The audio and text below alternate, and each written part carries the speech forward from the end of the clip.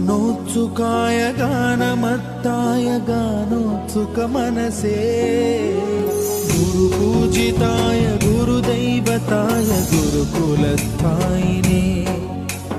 गुरुविक्रमाय गुह्यप्रवराय गुरवे गुणगुरवे गुरुदैत्यकलक्षेत्रे गुरुधर्मसदाराध्याय गुरुपुत्र परित्रात्रे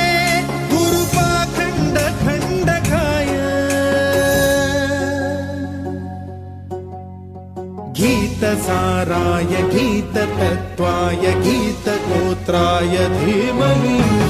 गूढगुल्फाय गन्धमत्ताय गोजयप्रदाय धीमहि